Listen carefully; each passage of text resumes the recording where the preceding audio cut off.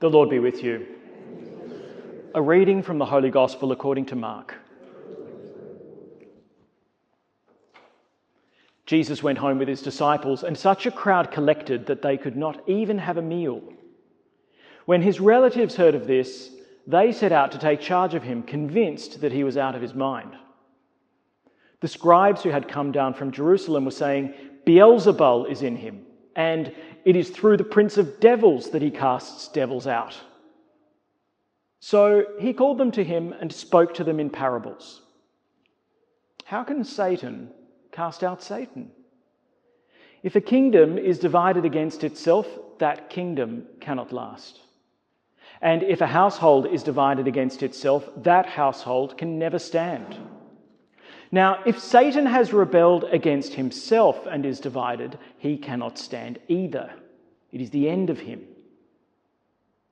But no one can make his way into a strong man's house and burgle his property unless he has tied up the strong man first. Only then can he burgle his house.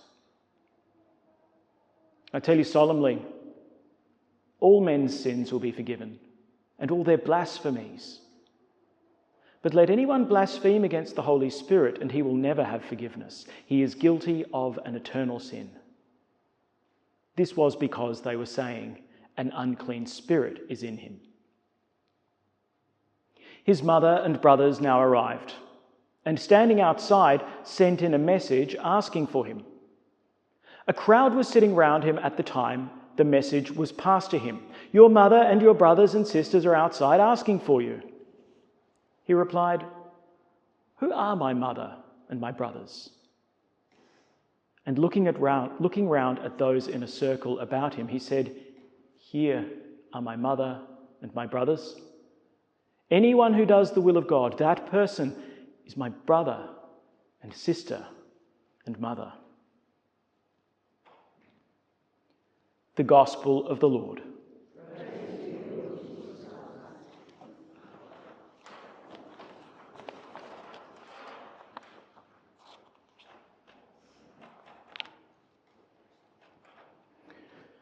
So the first reading this evening takes us to the Garden of Eden.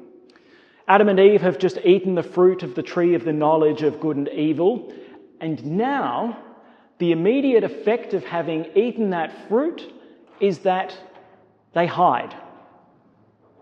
They hide firstly from God by placing themselves in secret places, well, they think, in the garden. And secondly, they hide from each other by sewing garments into fig leaves in order to mask their nakedness. We're starting to see here something of the effect of sin. What happens? We see a breakdown of harmony, an interruption of communion, a kind of dividing that's happening. Adam and Eve are now hiding from God. They can't be in his easy presence. Adam and Eve are now hiding from each other. The communion between them has also been interrupted, and they're also no longer in harmony with the creation which God has made. This is the effect of the serpent. The serpent is the devil. Now, that word devil, it comes from the Greek, diabolos. We describe the devil as being diabolical, right? And that word is the conjunction of two Greek words that means to throw apart, to split, to separate, to scatter. That's the work of the Dark One. He's the scatterer. And we see now that Adam and Eve have scattered. Right, go now to the Gospel. What do we see Jesus doing? In fact, it's something that's marked especially in the Gospel of Mark. He drives out the devil. He drives out the scatterer. Because what has he come to do? He's come to unite. He's come to gather. And in order to gather, what do you need to do with a scatterer? Drive him out. Jesus is the one who comes in order to reconcile, to heal, and to re-establish communion with God, communion with one another. But in the gospel tonight, we hear something rather interesting, because we hear about these scribes who come to Jesus and they accuse him. They say, well, it's by the work of the devil that you cast out the devil. You scatter the devil by being one of his collaborators. And at this point, Jesus says something very interesting. He says, look, the devil may well be the scatterer, but he needs to have unity in his kingdom. And so, even in darkness, there's going to be a kind of perverse gathering force, because they're going to need to work together. The demons, they hate each other, but they'll work together because they hate someone more. We have that phrase, right? We hear that the enemy of my enemy is my friend. And we sort of see this operating all through the scriptures. Remember on Good Friday, who is it that teams up? Herod and Pontius Pilate, they hate each other. And yet, for the crucifixion of Jesus, they're happy to become mates. The Herodians and the Sadducees, they hate each other. But for the crucifixion of Jesus, they're happy to come together and work together. There's this kind of togetherness that darkness can bring about. And it's something that we need to be on the lookout for. Because you know what? Once our eyes are open to this dynamic, we see it everywhere. So we hear the serpent described as the devil, the scatterer.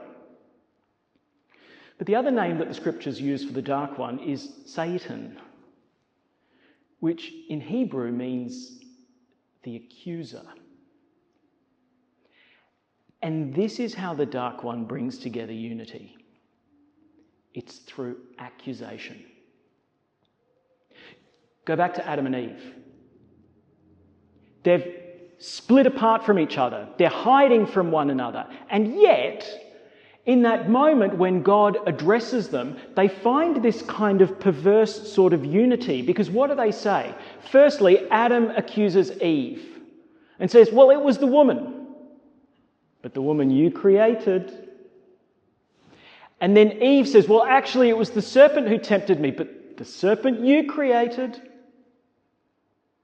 And now, in a rather kind of strange way, Adam and Eve find a little bit of unity amongst each other by saying, wasn't it God's fault?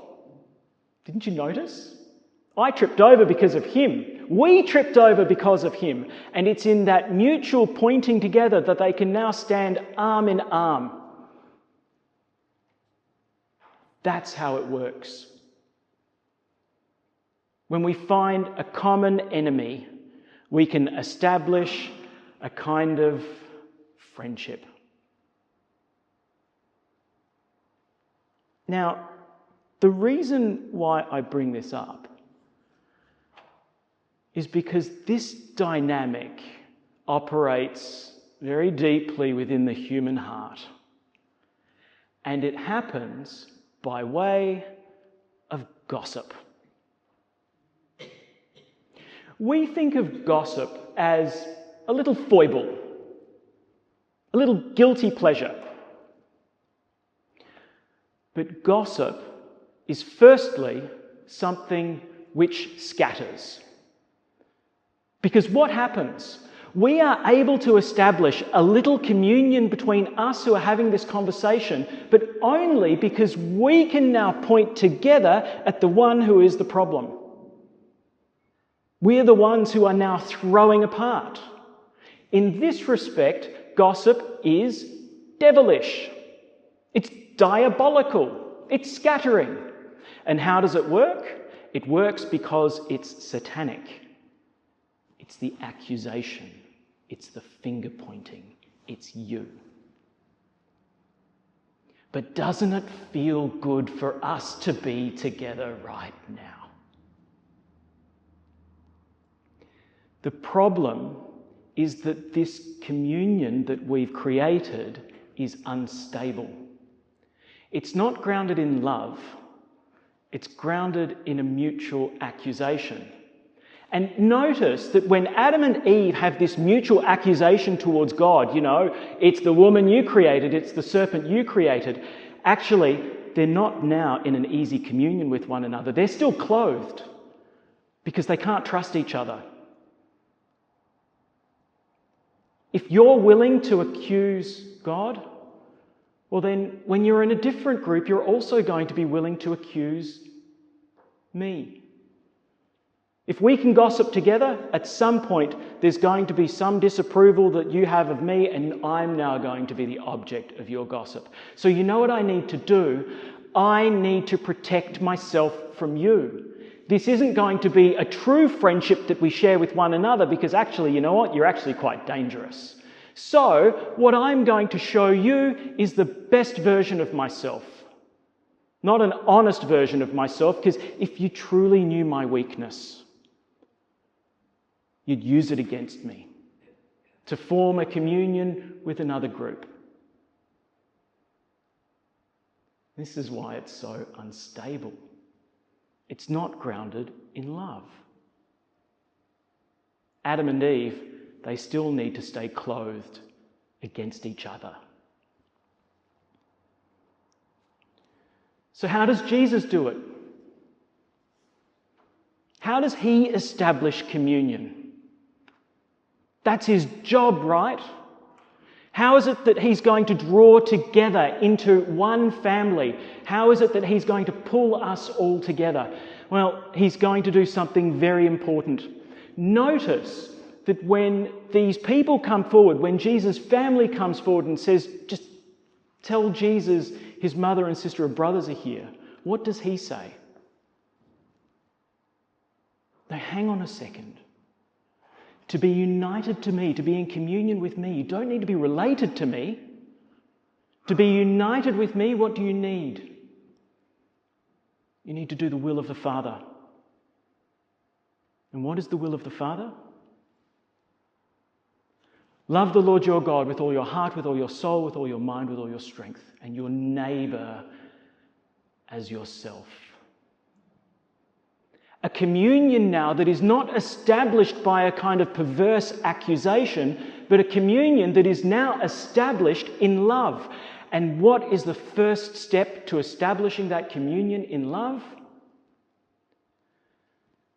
Forgiveness.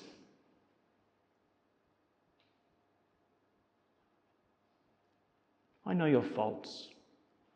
I know your failings. I know that sometimes those faults and failings have even pressed upon me and injured me and hurt me. But the only way for us truly to abide with one another is for me to forgive you, for me to seek your good. This isn't simply to paper over the hurts that we've had, and it isn't to ignore the faults that others have, but now we're in it together. If you do have a fault that you suffer from, you know what? I'm going to help you. I'm going to be the one that is called by Christ to this new communion. And so I'd say this as a little rule of thumb. Talk about someone's faults only to the degree that you're willing to help them overcome them.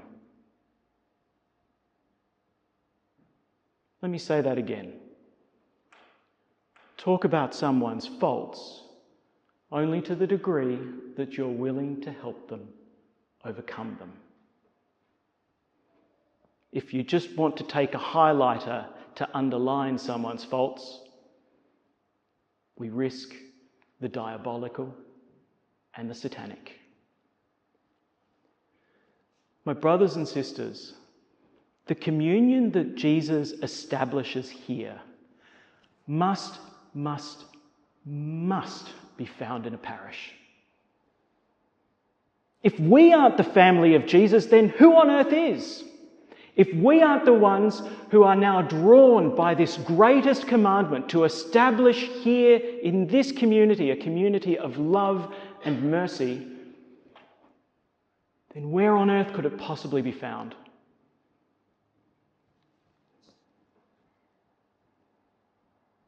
Do you remember the response to the psalm? I never do either, I'll remind you. With the Lord, there is mercy and fullness of redemption. Pause for a moment to consider what the opposite would look like.